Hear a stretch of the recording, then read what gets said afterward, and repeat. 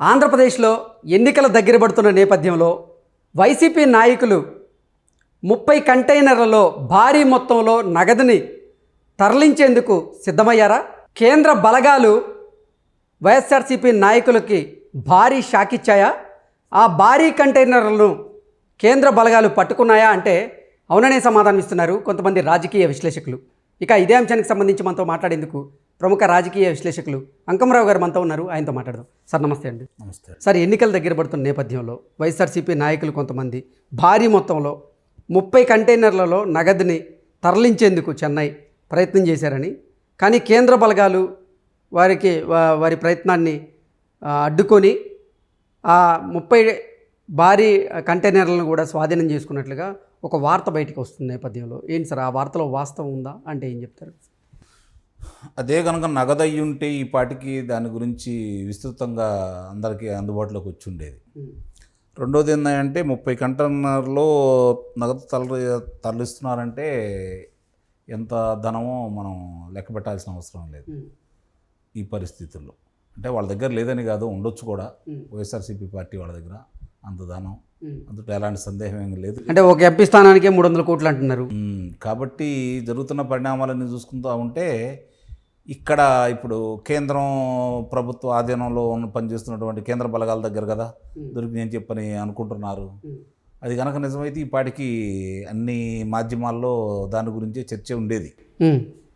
మరి అది ఏంటనేది ఇంకా ఓపెన్ చేసి ఎక్కడా చూడలేదు. కాబట్టి ఒకవేళ అది నిజమైనా కాదైనా మనకు ఎట్లా తెలుస్తుంది అనేది ఇప్పుడు వాళ్ళు గనక దాని గురించి ఇప్పుడు కేంద్ర బలగాలు వివరణ ఇవ్వకుండా మరి దాన్ని గనక వదిలేస్తే మాత్రం నిస్సందేహంగా అనుమానపడాల్సిన విషయమే. ఇది వదిలేస్తే మాత్రం ఎలయ్యే పట్టుకొని గనక అంటే వదిలేస్తే ఇప్పుడు దాకా అనుకున్నట్టుగా భారతీయ జనతా పార్టీ వీళ్ళకి సహకరిస్తున్నట్టే కేంద్ర ప్రభుత్వం.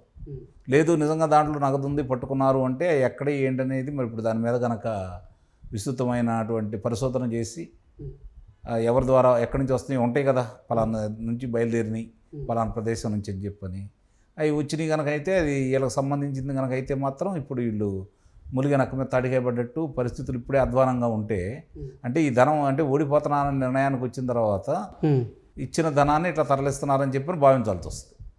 ఓకే, అంతే కదా కృష్ణ గారు. అంటే బీజేపీ పెద్దలకి జగన్మోహన్ రెడ్డికి మంచి సత్సంబంధాలు ఉన్నాయి. ఇప్పటివరకు కూడా అన్ని విషయాల్లో జగన్మోహన్ రెడ్డి బీజేపీ పెద్దలకు మద్దతు ఇస్తూనే ఉన్నారు డైరెక్ట్గా. ఈ నేపథ్యంలో రానున్న ఎన్నికల్లో వీళ్ళు అంటే వైఎస్ఆర్సీపీ నాయకులు కనుక ఒకవేళ డబ్బు తరలిస్తూ ఉంటే దాన్ని నిజంగా కేంద్ర బలగాలు అడ్డుకునే ప్రయత్నం చేస్తాయా? అదే ఇప్పుడు ధర్మసంధి అందుకే కదా చెప్పింది మీకు నేను. ఇప్పుడు దాంట్లో ఏముంది అని చెప్పని మనకి ఇది విధంగా తెలియకుండా మనం ప్రస్తుతానికంటే ఊహాగానాలే కదా ఇవి. ఆ ఊహాగానాలకి తెరదించాలి అంటే దాంట్లో ఏముండయి, ఎందుకు పట్టుకున్నారు, ఒకటన్నా సరే తెరిచి దాంట్లో ధనం ఉందా లేకపోతే నిజంగా సరుకే వెళ్తుందా ఓకే అని చెప్పి తెలిస్తే కదా మనకి దాని గురించి వివరాలు అనేది. ఇప్పుడైతే ఊహాగానాలే కదా. అంటే ఇంకొక వార్త కూడా వస్తుంది సార్, ఇప్పటికి టీడీపీ జనసేన కూటమిలో భారతీయ జనతా పార్టీ కూడా చేరబోతుంది. భారతీయ జనతా పార్టీ రానున్న ఎన్నికల్లో ఆంధ్రప్రదేశ్లో టీడీపీ జనసేనతో పొత్తు పెట్టుకోబోతుంది అంటూ కూడా ఒక వార్త బయటకు వచ్చిన నేపథ్యంలో ఇప్పటికే ఇంటెలిజెన్స్ వర్గాలు ఇక్కడ సర్వే రిపోర్ట్స్ను కూడా మోదీ గారికి అందజేశాయి. సో రానున్న ఎన్నికల్లో ఎట్టి పరిస్థితుల్లో జగన్మోహన్ రెడ్డి ఓటమి దిశగా అడుగులు వేస్తున్నారు కాబట్టి ఆయనకి చెక్ పెట్టేందుకు ఇటువంటి అంశాన్ని తెర మీదకి తీసుకొచ్చి ఉండొచ్చా అంటే కృష్ణ గారు అందుకే మీకు ఉదాహరించాను నేను. అక్కడ సార్ నిజంగా కనుక అక్కడ దాని అంశమే కనుక ఈ వైఎస్ఆర్సీపీ పార్టీని కేంద్ర బలగాలు ఇబ్బంది పెట్టాలనుకుంటే నిజంగా దాంట్లో ఏ ఉండే ఈ పార్టీకి బహిర్గతం అయ్యాయి కదా. ఓకే, ఇప్పుడు ఇది వచ్చి 1 గంటన్నర 2 గంటలు అవుతుంది కదా రమారమి. మరి అన్నప్పుడు దీని గురించి బయటికి రావాలి అంటే ఈ పాటికి ఆ ధనమే కనుక ఉంటే పోయినసారి ఎక్కడికో వెళ్తూ ఉంటే అది రిజర్వ్ బ్యాంక్ అయినా కూడా పట్టుకొని పెద్ద హడావుడి చేశారు కదా. అవును, మరి అన్ని కంటైనర్లో వెళ్తుంది అంటే అది రిజర్వ్ బ్యాంక్ ధనం అయి ఉండాలి, లేకపోతే ఇట్లాంటి తరలించే ధనం అన్న అయి ఉండాలి. అంటే మరి 2 రకాలుగా ఆలోచించాలి. నిజంగా అంత ధనం అనేది అది సార్ 30 కంటైనర్లు అంటే ఎన్ని వందల కోట్లు దాంట్లో ఉండాలి, లేకపోతే ఎన్ని వేల కోట్లు ఉండాలి? లక్షల కోట్లు. కానీ అది అంత ఇప్పుడు ఇవాళ పరిస్థితుల్లో అంత సాహసం చేస్తారని అయితే నేను అనుకోవట్లేదు. కానీ అది ఏదో మొత్తానికి కావాలని దాని గురించి ప్రచారం చేస్తున్నారా? ఓకే, ఇది మిద్దంగా మనకి వాస్తవం అంత మాత్రం. ఇప్పుడు ఎన్నికలు ఉన్న సమయంలో వాళ్ళు ఏదంటే ఇక్కడే ఖర్చు పెట్టుకుంటారు కదా. ఇక్కడి నుంచి తరలిస్తున్నారు అంటే అది వేరే వాళ్ళకి ఏమన్నా అందజేస్తున్నారా ఇక్కడ ధనాన్ని ఇప్పుడు దాకా ఇక్కడ దాచి, లేకపోతే మిగిలిన రాష్ట్రాలకు వీళ్ళే పంపిస్తున్నారా పెద్దల ఆశీస్సులతోటి? అంటే ఇంకొకటి కూడా వస్తుంది సార్, ఈ కంటైనర్లన్నీ కూడా కడప నుంచి తిరుపతి మీదుగా చెన్నై వెళ్ళబోతున్నాయి. సో చెన్నై వెళ్ళే దారిలోనే కేంద్ర బలగాలు వీటిని పట్టుకున్నారు అనేది కూడా ఒక సమాచారం అంతూ ఉంది. అదేదండి, అది చూశాను నేను. అంటే అందుకే నేను అంటుంది, ఇప్పుడు అది కనుక అయితే మాత్రం అంత ధనం అనేది ఇప్పుడు అందరూ అనుకున్నట్టుగా ఓటమి అనేది వాళ్ళకి తెలిసిపోయింది కాబట్టి ఇక్కడ ఉన్న దాన్ని మరి చెన్నై నుంచి మరి ఏ విదేశాలకు తరలిస్తున్నారు అనేది కూడా ఆలోచించాల్సిన విషయం. ఇందాక మీరు అన్నట్లుగా ఆర్బీఐకి సంబంధించిందో లేకపోతే బ్యాంకులకు సంబంధించిందో అయితే ఈ హైదరాబాద్ నుంచో లేకపోతే బెంగళూరు నుంచో లేకపోతే చెన్నై నుంచో ఇట్లా ఈ కొన్ని మార్గాల్లో వెళ్ళే అవకాశం ఉంది. కానీ కడప నుంచి ఆర్బీఐకి సంబంధించినటువంటి నగదుని తరలించే అవసరం ఉంటుందంట. అంత డబ్బు ఎందుకు ఉంటుందండి ఆర్బీఐ వాడు? ఏమన్నా అక్కడ ముద్రణాలయం ఉందా ఏంటి? లేదు కదా. అంశం సర్వత్రా చర్చనీయాంశంగా మారింది. అందుకు దాకా అంటే కొన్ని ప్రసార మాధ్యమాల్లో కావచ్చు, లేకపోతే కొంతమంది చెప్పే దాని ప్రకారం చూసుకుంటా ఉంటే అది ఇడుపులపై నుంచి అని చెప్పని అంటున్నారు. నిజంగా అక్కడి నుంచి అనేది అంటే బ్యాంకులకు సంబంధించిన డబ్బు అయితే కాదు.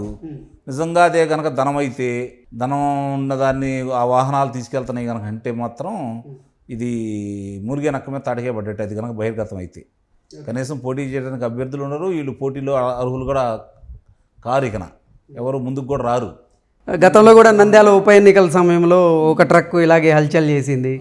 ఇవన్నీ అంటే నిజమని అయితే నేను అనుకోను. ఒకవేళ నిజంగా అయితే మాత్రం ఇప్పుడు ప్రభుత్వానికి కూడా ఉపయోగమే కదా ధనం పట్టుకుంటే ఇవాళ ఉన్న పరిస్థితుల్లో. మరి దాన్ని బట్టి ఎంత ధనం ఆంధ్ర రాష్ట్రంలో దోపిడీ జరిగింది, ఎంత ధనం విదేశాలకు తరలివెళ్తుంది, లేకపోతే ఎంత ధనం ఇతర రాష్ట్రాలకు వెళ్తుందని చెప్పి అప్పుడు లెక్కలు వస్తాయి బయటికి. చెన్నై తీసుకెళ్ళి ఏం చేస్తారు సార్ అసలు? ఒకవేళ అంటే నిజంగా వైఎస్ఆర్సీపీ నాయకులే ఆ 30 కంటైనర్లలో భారీ మొత్తంలో నగదుని తరలింపిస్తున్నారు అనేది కనుక వాస్తవం అయితే అంత పెద్ద మొత్తంని చెన్నై పంపించి దేశాలకు తరలిస్తున్నారని అనుకోవాలి.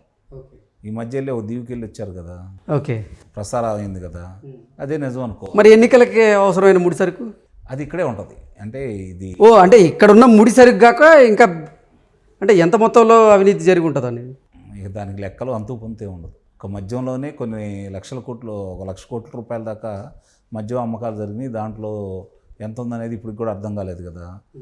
ఇసుక చాలా ఒకటి అనేది కాదండి. అంటే ఏదో కావాలని చెప్పని వైఎస్ఆర్సీపీ పార్టీని అందరూ ఇట్లా అంటున్నారని చెప్పని అంటున్నారు, కానీ అంతకంటే ఎక్కువే జరిగింది ఆంధ్ర రాష్ట్రంలో.